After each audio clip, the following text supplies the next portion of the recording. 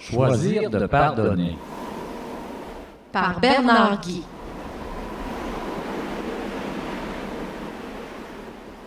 En refusant de pardonner, certaines personnes laissent les mauvaises expériences du passé conditionner toute leur existence et ferment ainsi la porte au bonheur.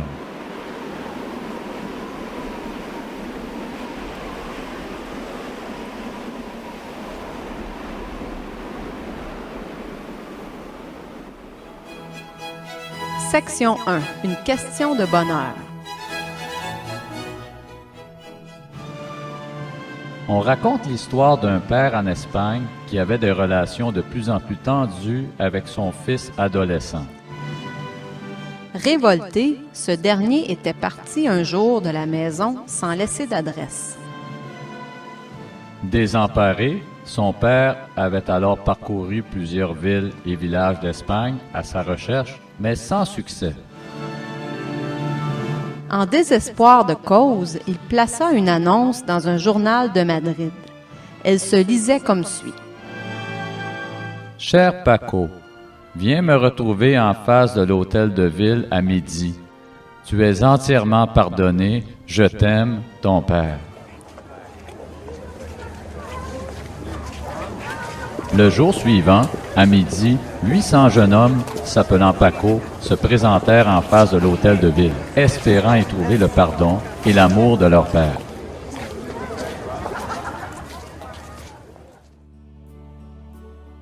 Sans pardon, aucune relation humaine profonde et satisfaisante ne peut durer. Pour bien fonctionner dans la vie, nous avons besoin de relations harmonieuses avec nos proches, notre conjoint, nos enfants, nos parents, nos frères et sœurs et nos amis intimes. Mais à cause du péché, nous blessons souvent les gens qui sont le plus près de nous et ceux-ci nous blessent à leur tour. Sans pardon, les relations avec ceux-ci ne peuvent durer et sans ces relations, l'épanouissement et le bonheur sont impossibles.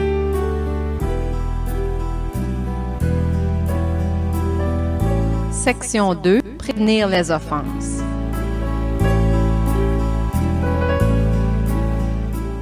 Comment faire pour que nos relations avec les autres ne soient pas constamment rompues? Nous devons déraciner de nos cœurs certaines attitudes qui font de nous d'éternels offensés.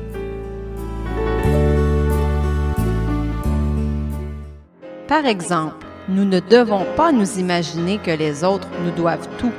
Les enfants pensent ainsi. Pourtant, certains croyants adultes s'offusquent parce que l'on ne répond pas immédiatement à leurs moindres besoins et désirs.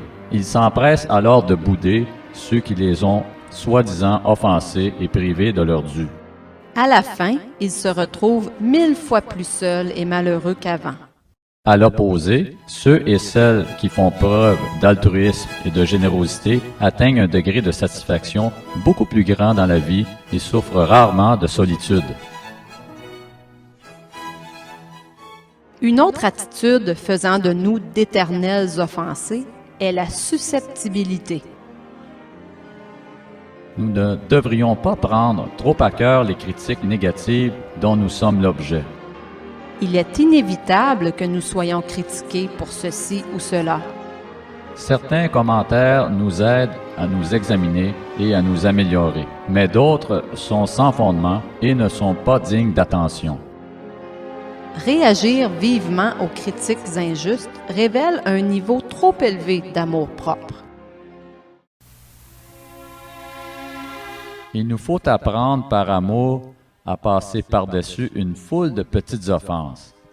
Pierre déclare dans sa première lettre, au chapitre 4, verset 8, « Avant tout, ayez les uns pour les autres un ardent amour, car l'amour couvre une multitude de péchés. » Paul déclare à son tour dans sa première épître aux Corinthiens, chapitre 13, verset 7, « L'amour excuse tout, il croit tout, il espère tout, il supporte tout. » Si vous êtes le type de personne qui est constamment offensé ou blessé par les autres, ce n'est pas tant le pardon que vous devez exercer, mais plutôt l'amour.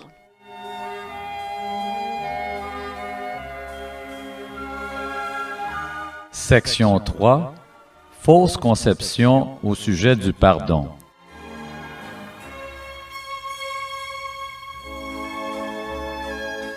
Plusieurs fausses conceptions circulent au sujet du pardon.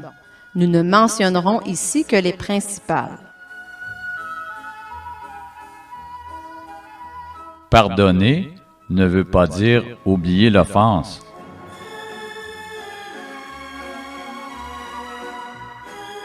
Certains croient que pardonner veut dire oublier, mais cette conception du pardon n'est pas tout à fait juste. Pardonner ne consiste pas à oublier l'offense, mais à agir comme si nous l'avions oublié. Nous lisons dans l'Épître aux Hébreux, chapitre 8, verset 12, « Je pardonnerai leurs iniquités, et je ne me souviendrai plus de leurs péchés. » Ce n'est pas que la mémoire de Dieu se soit mise à faire défaut, mais plutôt qu'il a choisi, dans son amour, de nous traiter comme s'il avait oublié nos offenses.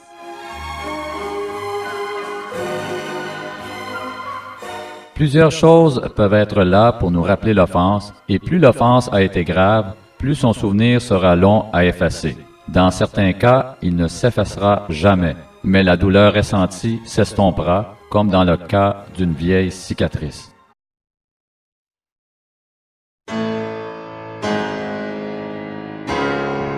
Quelques années après son expérience horrible dans les camps de concentration nazis, Corrie ten Boom se retrouva face à face avec un des gardes allemands les plus cruels et insensibles qu'elle avait connus là-bas.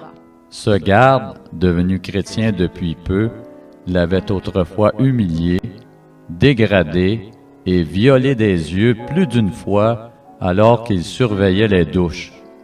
Il lui tendit la main et lui demanda « Me pardonnerez-vous jamais tout le mal que je vous ai fait? »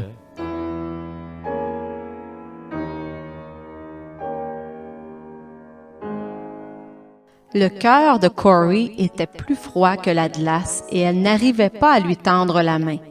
Les souvenirs pénibles de ses expériences dans les camps défilaient dans sa tête et la paralysaient en face de cet ancien ennemi.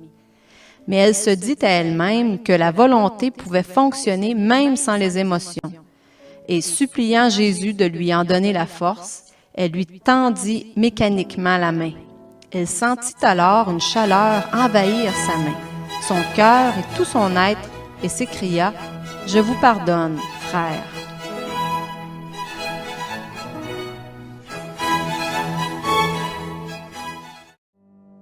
Pardonner ne veut pas dire faire disparaître l'offense en l'ignorant ou en la niant.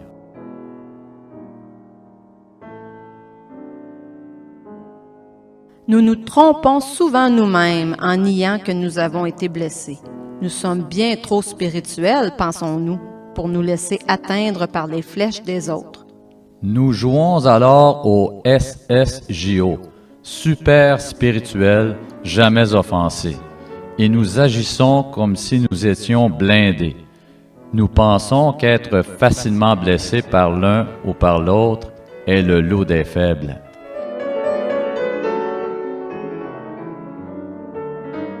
Mais la réalité est tout autre. Nous sommes tous fragiles, que nous l'admettions ou non. Se peut-il que vous ayez été blessé par des gens de votre entourage sans jamais le reconnaître? Si vous vous surprenez à parler souvent contre une personne ou une autre, c'est peut-être que vous avez été blessé par quelque chose que cette personne a fait ou dit contre vous.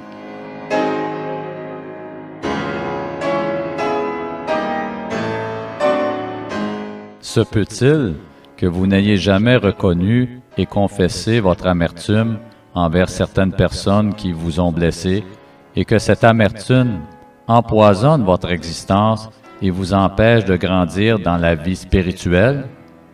Une offense que nous nous efforçons d'ignorer est comparable à un ballon bien gonflé que nous enfonçons dans l'eau d'une piscine ou d'un lac.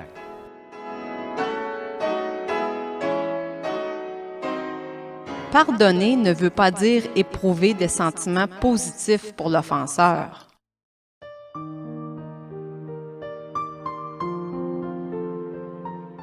Cette conception du pardon semble très louable, mais elle ne correspond pas à la réalité.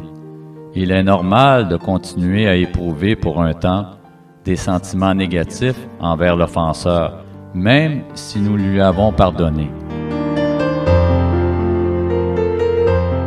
Le roi David ne refoulait pas ses sentiments négatifs, mais il les exprimait candidement à Dieu dans ses psaumes, ce qui constitue, sans contredit, la meilleure des thérapies. Ô Dieu, tu devrais supprimer les méchants et chasser loin de moi ces meurtriers. Ils parlent de toi pour intriguer et prononcent ton nom pour mentir. J'ai du dégoût pour ceux qui s'opposent à toi. Seigneur, je déteste ceux qui te détestent. Ma haine pour eux est totale. Ils sont pour moi des ennemis personnels. Le psaume 139 au verset 19 à 22. Pardonner ne consiste donc pas à éprouver des sentiments amicaux pour la personne qui nous a fait du mal, insulté ou privé du meilleur, mais plutôt d'agir avec bienveillance envers elle en passant par-dessus nos sentiments négatifs. C'est ce que Dieu fait depuis toujours envers ses enfants qui lui désobéissent et l'offensent. Nous lisons dans le psaume 78, au verset 36 à 38, « Mais il le trompait de la bouche et il lui mentait de la langue. Leur cœur n'était pas ferme envers lui et il n'était pas fidèle à son alliance. Toutefois, dans sa miséricorde, il pardonne l'iniquité et ne détruit pas. Il retient souvent sa colère et ne se livre pas à toute sa fureur. »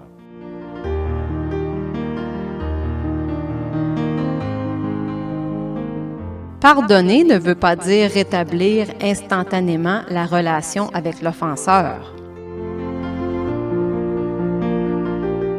Certaines personnes croient à tort que pardonner nous permet de rétablir la relation avec l'autre de façon instantanée. Pardonner, c'est hisser le drapeau blanc et sonner le cessez-le-feu sans pour autant avoir comblé tous les fossés creusés par les multiples affrontements. Rebâtir la relation et restaurer la confiance appartiennent plutôt à la période de l'après-pardon. Cela exige de la bonne volonté, des efforts, beaucoup de patience et bien sûr la collaboration des deux parties.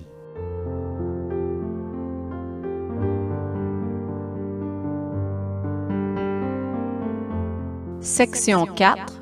Quels sont les réflexes naturels d'une personne offensée? Vouloir faire vivre à l'offenseur le mal qui nous a causé, la vengeance active. Quelqu'un nous blesse méchamment et nous aimerions tant le blesser de la même manière afin qu'il comprenne, par expérience, la souffrance qu'il nous a causée. Nous aimerions que celui qui nous a rejetés souffre le rejet à son tour, que celui qui nous a injustement privés de notre dû soit dépouillé à son tour, que celui qui nous a injustement discrédités aux yeux des autres soit calomnié à son tour.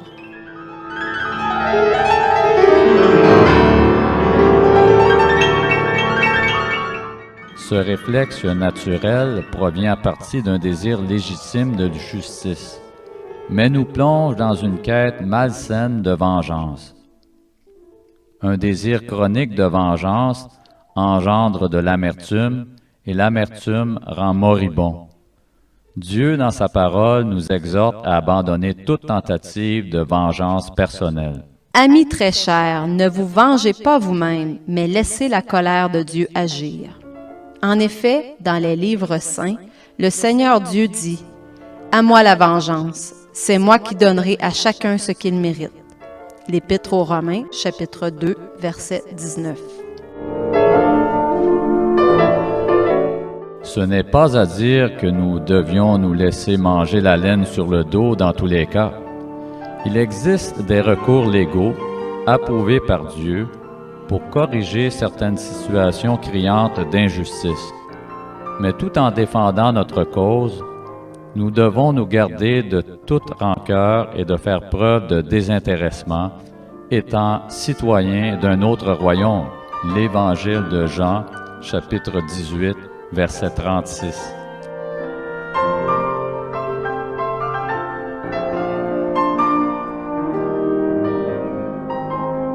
Bouder l'autre, la vengeance passive.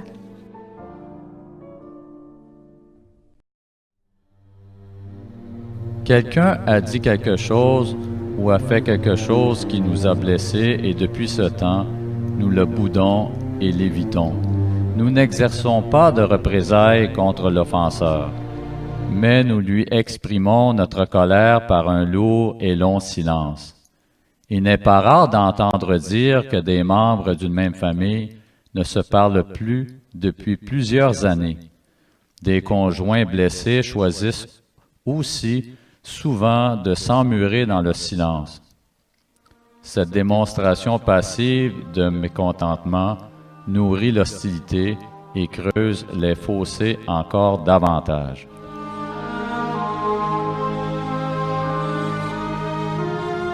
Pensez que se venger est plus satisfaisant que pardonner.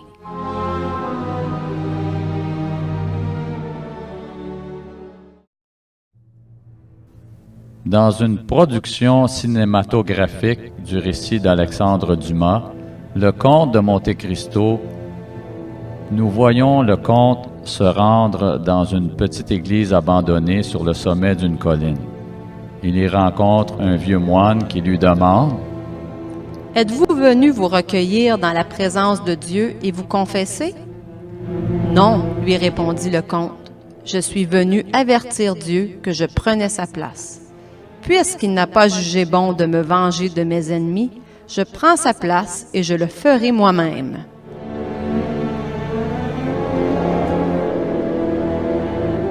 L'idée du roman de Dumas, comme celle de bien d'autres ouvrages et films, est que la vengeance procure plus de plaisir et de satisfaction que le pardon. Les citations d'auteurs abondent en ce sens.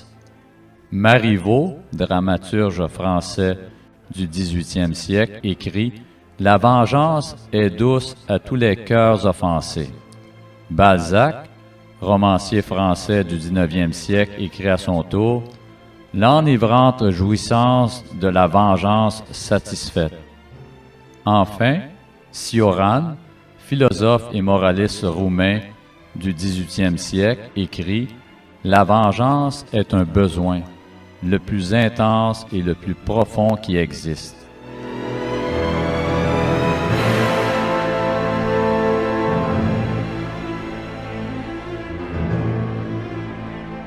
Il est vrai que la vengeance procure un plaisir intense et immédiat, mais elle n'apporte pas de satisfaction profonde et durable. À l'opposé, le pardon se présente d'abord comme un combat intérieur, mais se transforme à coup sûr en une expérience des plus gratifiantes.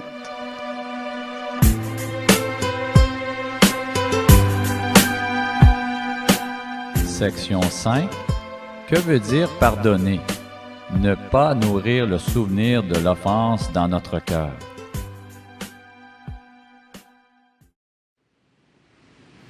Lorsque Dieu nous a pardonnés, il a jeté toutes nos fautes au fond de l'océan et s'est empressé de planter une pancarte sur la plage disant « Pêche interdite ». Nous devons faire de même. Une fois que nous nous sommes engagés, par la force de Dieu, à pardonner, nous ne devons pas à tout moment ressasser dans nos cœurs les offenses subies.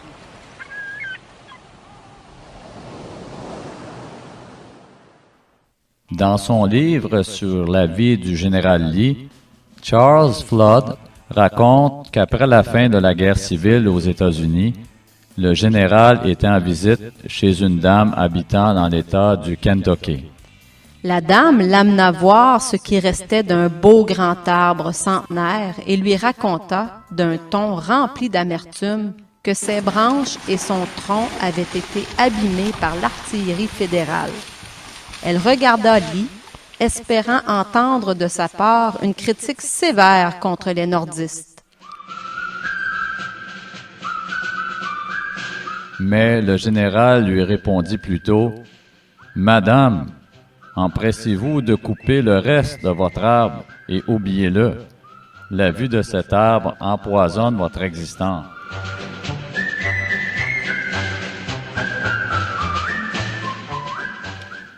Repasser les offenses que nous avons subies de la part des autres empoisonne également notre existence et nous fait nous enfoncer dans l'amertume.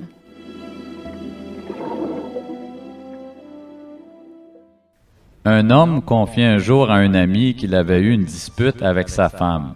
« La chose que je déteste, lui dit-il, c'est que toutes les fois où ma femme et moi nous disputons, elle devient historique. » « Tu veux dire hystérique? » répliqua son ami. « Non, j'ai bien dit historique.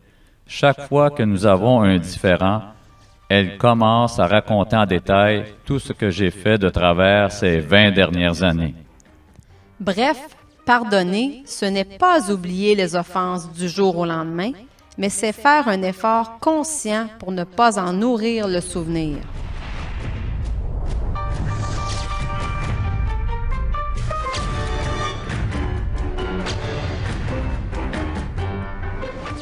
Ne pas salir la réputation de l'offenseur.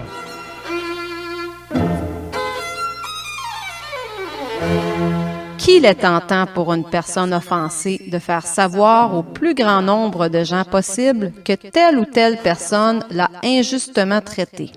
C'est une façon subtile et très efficace de détruire la réputation de l'offenseur. Pardonner, c'est renoncer à publier sans retenue les mauvais traitements reçus. Il va sans dire qu'il est légitime de confier notre souffrance à quelques amis intimes ou à un conseiller, et qu'il est parfois nécessaire de dénoncer publiquement l'offenseur pour des raisons de sécurité. Mais est-ce utile que toute la ville sache que telle ou telle personne nous a traités avec méchanceté?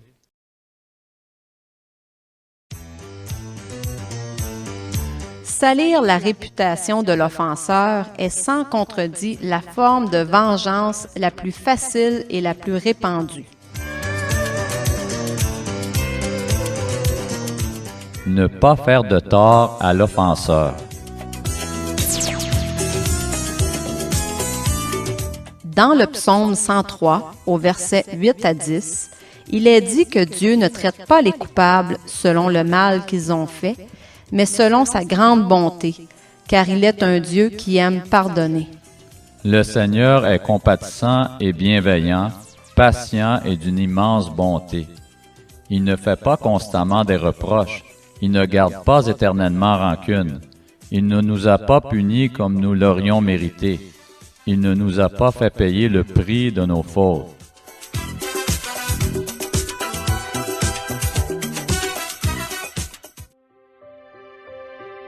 C'est ainsi que nous devons traiter les gens qui nous ont offensés. Mais comme nous l'avons souligné précédemment, traiter les personnes qui nous ont fait du mal avec bienveillance n'est pas naturel. C'est l'expression d'une spiritualité authentique et d'une grande maturité. C'est refuser de vivre prisonnier de l'amertume. Pardonner n'est pas un choix visant avant tout à libérer l'offenseur, mais à sauvegarder notre propre liberté intérieure.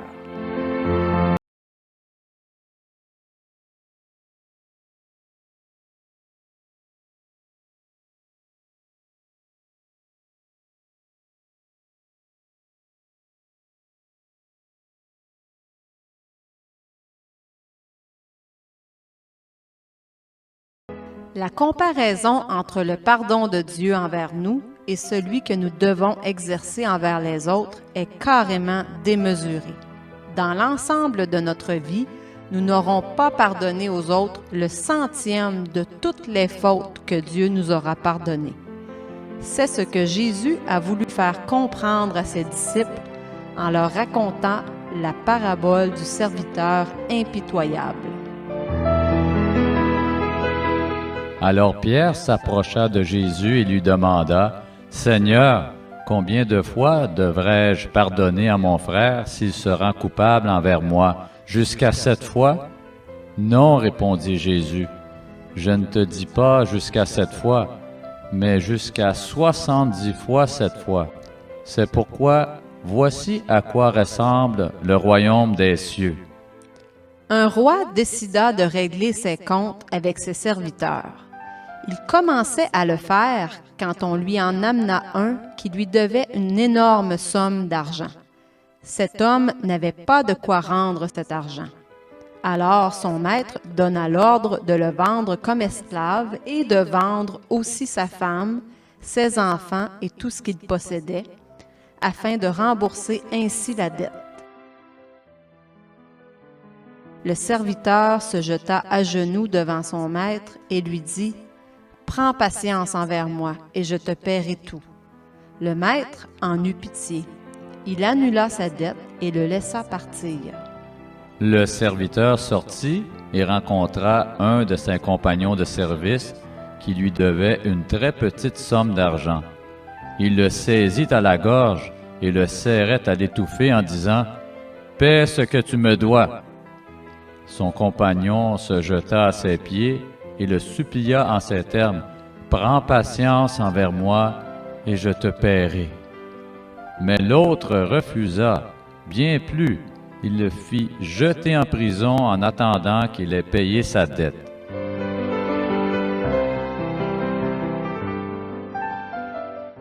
Quand les autres serviteurs virent ce qui était arrivé, ils en furent profondément attristés et allèrent tout raconter à leur maître. Alors le maître fit venir ce serviteur et lui dit, « Méchant serviteur, j'ai annulé toute ta dette parce que tu m'as supplié de le faire. Tu devrais toi aussi avoir pitié de ton compagnon, comme j'ai eu pitié de toi. » Le maître était fort en colère et il envoya le serviteur aux travaux forcés en attendant qu'il ait payé toute sa dette. Ce texte provient de l'Évangile de Matthieu, chapitre 18, versets 21 à 34.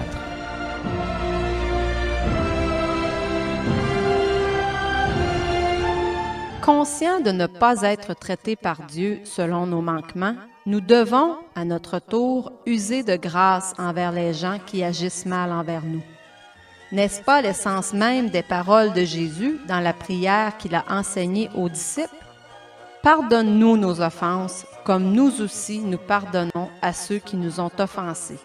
L'Évangile de Matthieu, chapitre 6, verset 12.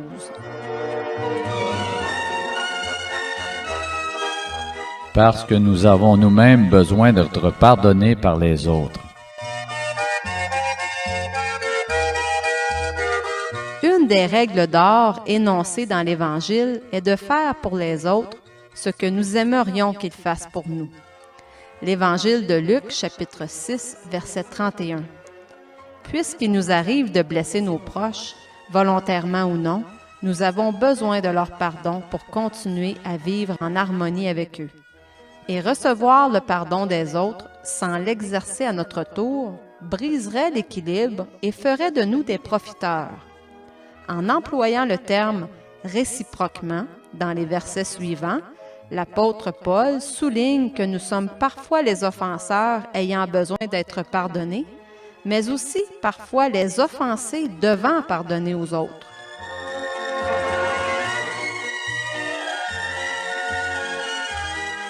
Si l'un a sujet de se plaindre de l'autre, pardonnez-vous réciproquement.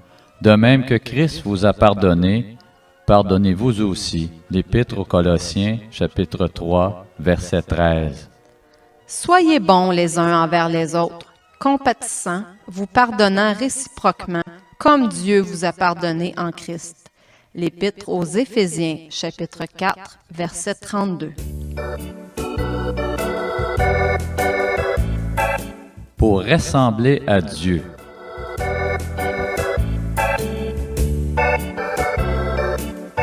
Nous sommes appelés à ressembler à notre Père céleste qui traite avec bonté les personnes qui l'insultent et qui bafouent sa volonté.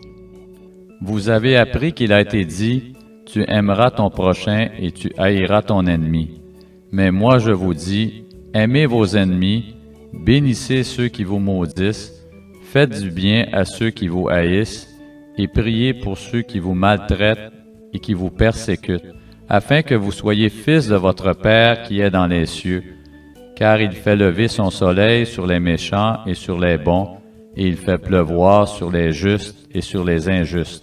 L'Évangile de Matthieu, chapitre 5, au verset 43 à 45. Pour demeurer en communion avec Dieu et continuer à jouir de ses bénédictions.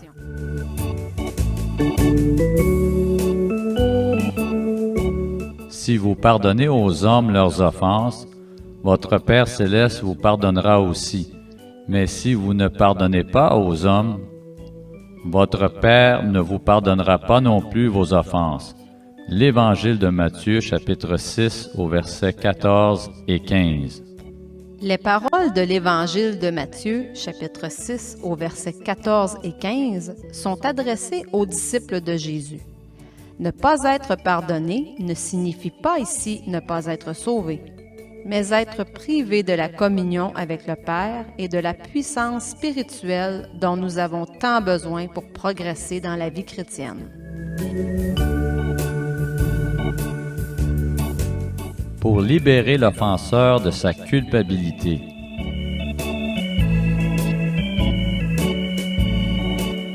Vous devez plutôt pardonner au coupable et le consoler, de peur qu'il ne soit accablé par une tristesse excessive. La seconde épître aux Corinthiens, chapitre 2, verset 7. Dwight Moody, le célèbre évangéliste et fondateur du Moody Bible Institute, n'avait que 4 ans lorsque son père mourut. Un mois plus tard, Madame Moody donnait naissance à des jumeaux. Elle et ses 9 enfants vivaient dans la misère la plus totale. Par-dessus le marché, l'aîné de la famille se révolta et partit de la maison au lieu d'aider sa mère à faire vivre la famille.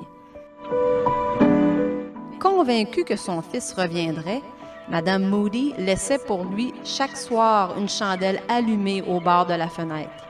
Elle priait et vérifiait le courrier chaque jour dans l'espérance de recevoir quelques nouvelles de son fils.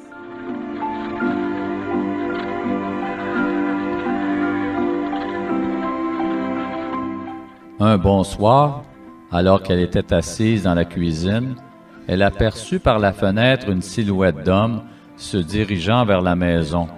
L'homme s'arrêta près de la porte et refusa d'entrer. Il avait les cheveux hirsutes, portait une grande barbe et avait l'air embarrassé.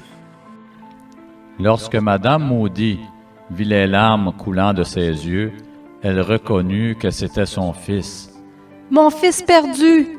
Entre et viens dans mes bras! » Mais le fils répondit, « Non, maman, je n'entrerai pas tant que je ne saurai pas si tu m'as pardonné. » Madame Moody sortit, le serra fort dans ses bras et lui assura qu'elle lui pardonnait ses bêtises.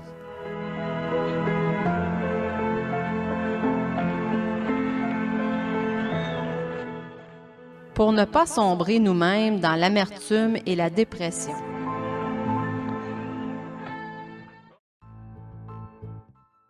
L'Épître aux Hébreux, chapitre 12, verset 15, nous dit « Veillez à ce qu'aucune racine d'amertume ne pousse et ne produise du trouble en empoisonnant plusieurs d'entre vous. » L'amertume est une forme de colère refoulée qui dévore, paralyse et qui se propage comme la peste.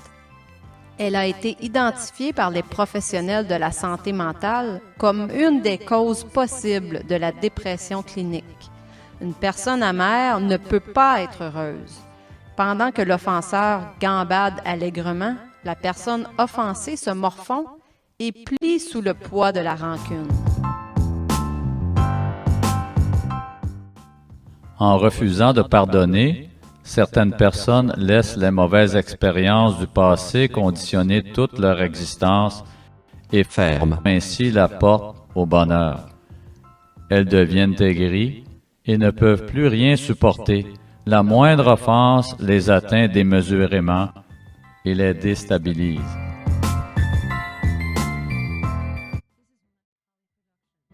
L'accumulation d'amertume chez une personne qui refuse constamment de pardonner est comparable aux ordures que l'on enfouit dans un dépotoir qui se décomposent et qui produisent des biogaz très inflammables. En enterrant les offenses, au lieu de les régler au fur et à mesure, on pense les faire disparaître. Mais on leur permet plutôt de fermenter et de revêtir un grand pouvoir négatif.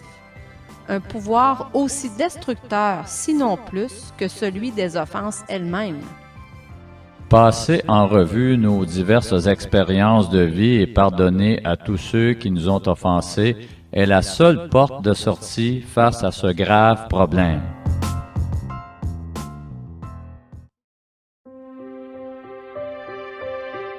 Section 7. Devons-nous pardonner dans tous les cas? Un offenseur repentant.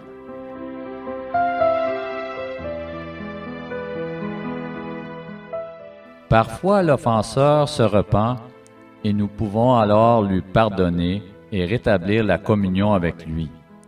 Prenez garde à vous-même. Si ton frère a péché, reprends-le. Et s'il se repent, pardonne-lui. Et s'il a péché contre toi 7 fois dans un jour, et que 7 fois il revienne à toi, disant « Je me repens », tu lui pardonneras.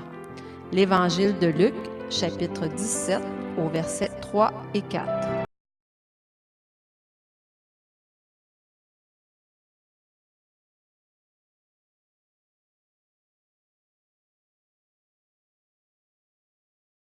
Si l'offenseur ne se repent pas, nous devons quand même lui pardonner, mais nous sommes alors incapables de rétablir la communion avec lui. Certaines personnes pensent à tort qu'elles n'ont pas pardonné à l'offenseur parce qu'elles n'ont pas su rétablir la relation avec lui. Nous sommes responsables de faire notre bout de chemin, qui est de renoncer à la vengeance, mais nous ne pouvons faire le bout de chemin que l'offenseur doit faire pour que la réconciliation soit possible. C'est ce que souligne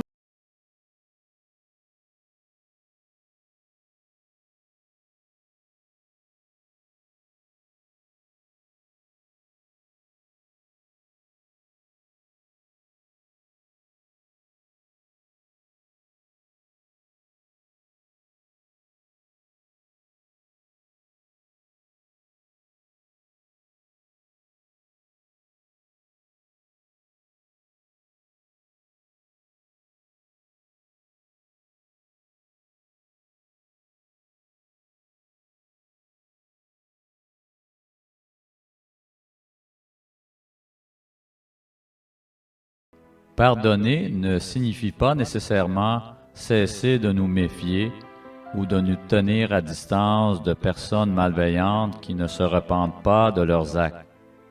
Pardonner est une chose, mais nous protéger en est une autre et les deux ne sont pas incompatibles.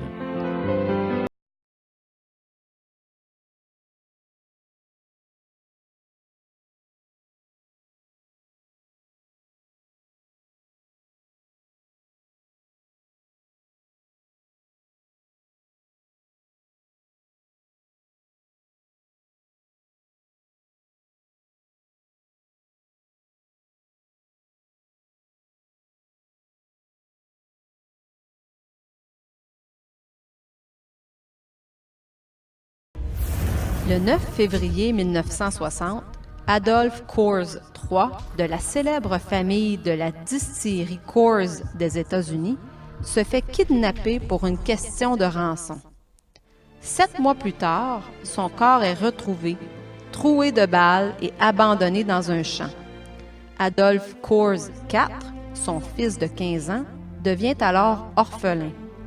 Non seulement perd-il son père, mais également son meilleur ami.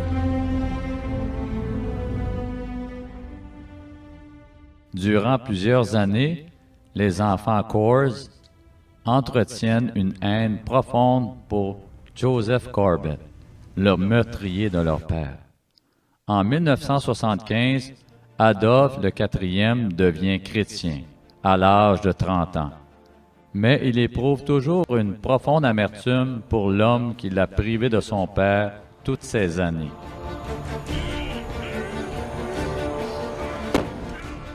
Troublé par cette rancune persistante, il supplie Dieu d'agir dans son cœur.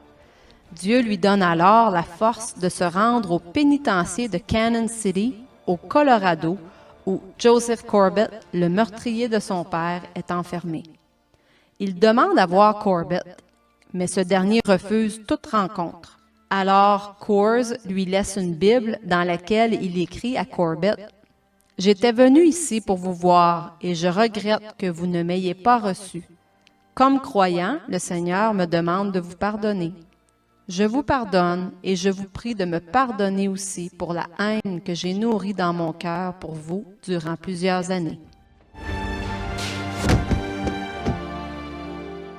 Dans un témoignage qu'il donna un peu plus tard, Coors déclara: « J'ai un amour pour cet homme que seul Jésus-Christ pouvait mettre dans mon cœur. »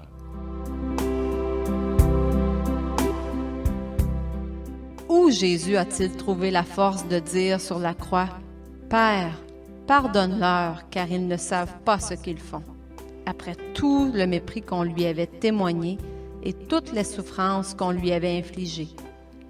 En se tournant vers Dieu dans la prière. L'Évangile de Luc, chapitre 22, versets 39 à 46.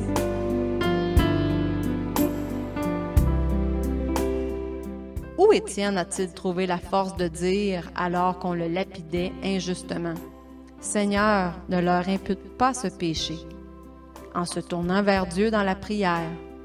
Les Actes des Apôtres, chapitre 8, verset 59. Où trouverons-nous la force de pardonner?